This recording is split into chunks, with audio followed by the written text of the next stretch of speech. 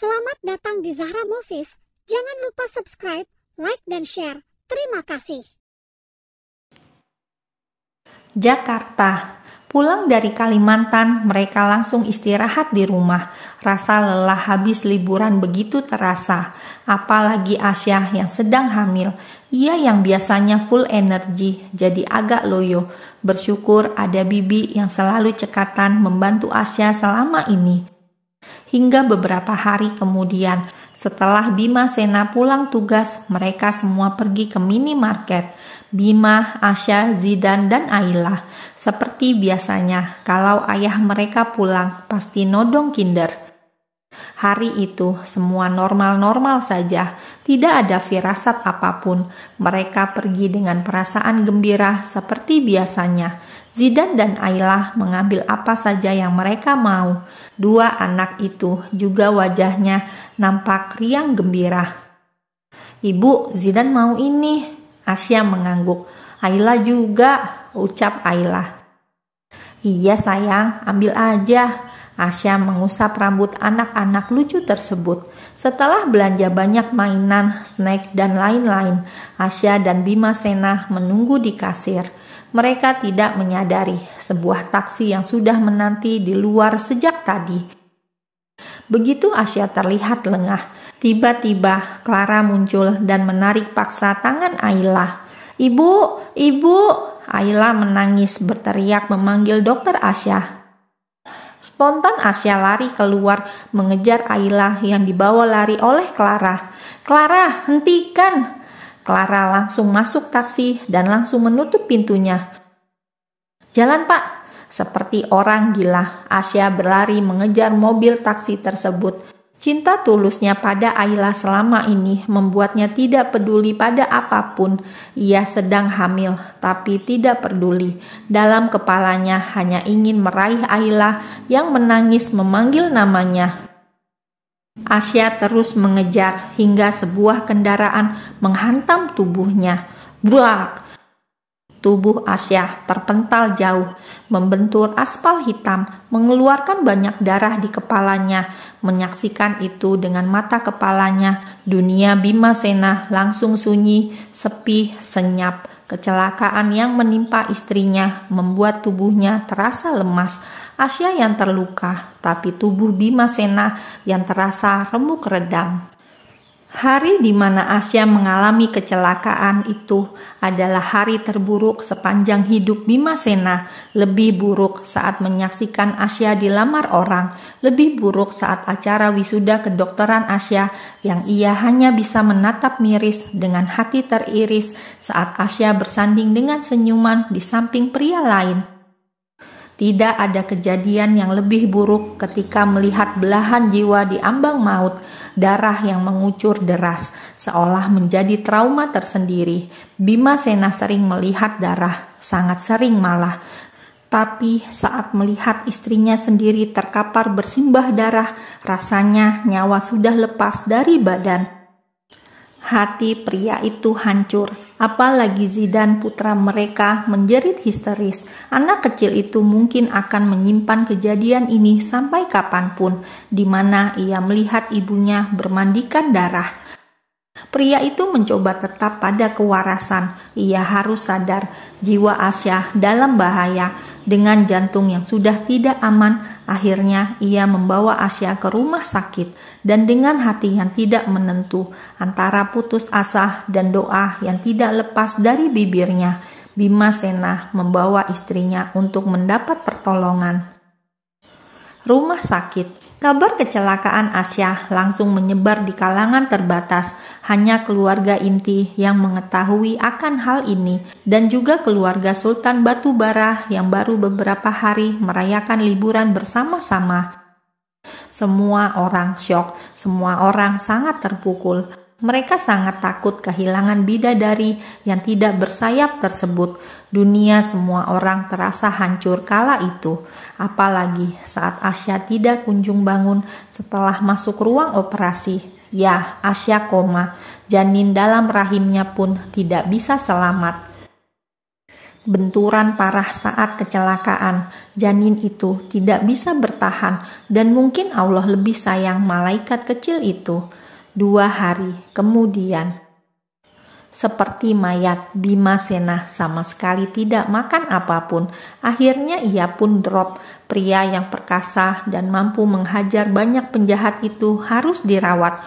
Kondisi kesehatan Bimasena menurun karena ia sama sekali tidak tidur ataupun makan. Bagaimana mau makan dan bagaimana mau tidur? Melihat Asya tidak mau bangun membuat ia hanya bisa menangis dan hanyut dalam dukanya. Waktunya semua ia habiskan hanya untuk menggenggam tangan Asya, menangis dalam doa, meminta kemurahan pada Robnya, memohon agar bidadarinya itu jangan diambil. Sungguh ia tidak tahu akan apa jadinya jika Asya harus pergi waktu itu. Mungkin dia juga akan minta ikut bersamanya.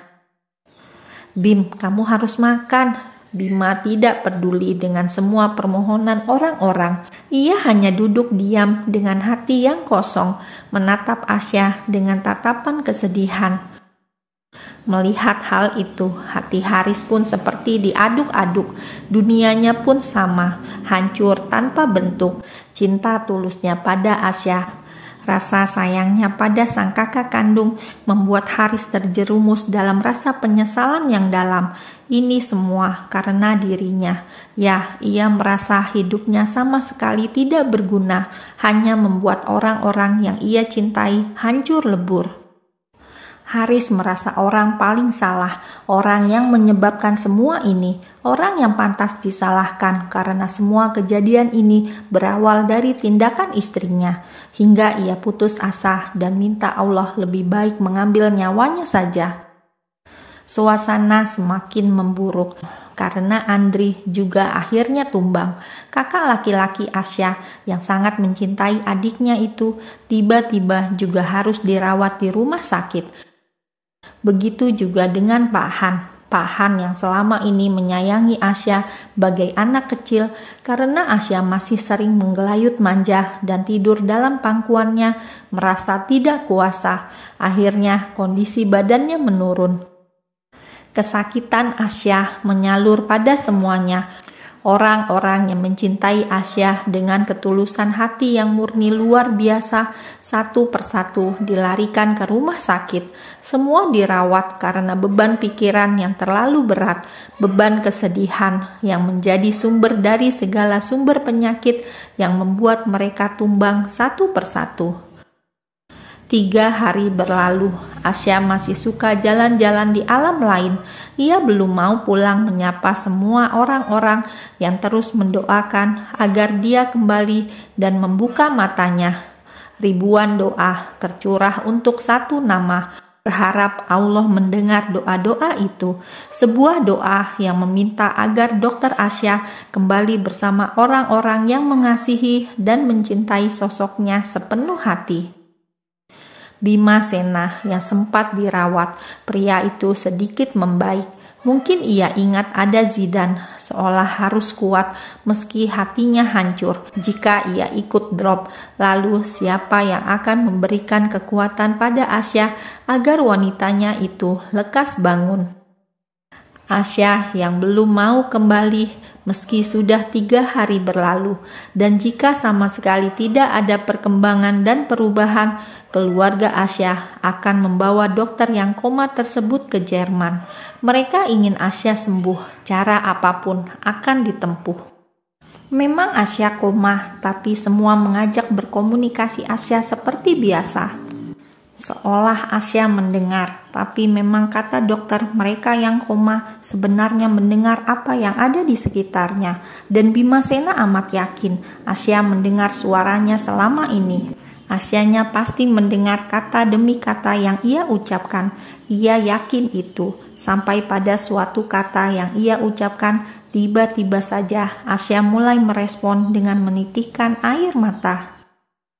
Hari pertama kali Asya merespon orang di sekitarnya dengan menitikkan air mata membuat semua keluarga Asya bersyukur luar biasa, seakan masih banyak harapan bahwa dokter itu akan segera kembali bersama mereka, bahwa ibu dari Zidan itu akan segera bangun dan bisa berkumpul lagi. Itulah harapan semua keluarga dokter Asya, keluarga yang merasa kehilangan saat Asya harus koma beberapa hari karena sebuah kecelakaan. Hari itu juga keluarga Sultana dari Kalimantan langsung menghubungi dokter yang ada di Jerman. Di sini keluarga Dika memiliki banyak andil untuk proses penyembuhan dokter Asya. Selain karena kuasa Tuhan, keluarga Dikalah yang tidak henti-hentinya mensupport segala sesuatu untuk yang terbaik, hingga mereka mendatangkan tim dokter terbaik. Padahal saat itu juga sedang terjadi wabah yang melanda dunia ini.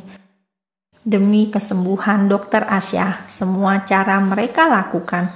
Tidak lupa segala macam doa mereka curahkan agar bisa mengetuk pintu langit, agar Allah mendengar doa-doa dari mereka yang tulus mencintai dan menyayangi dokter Asya.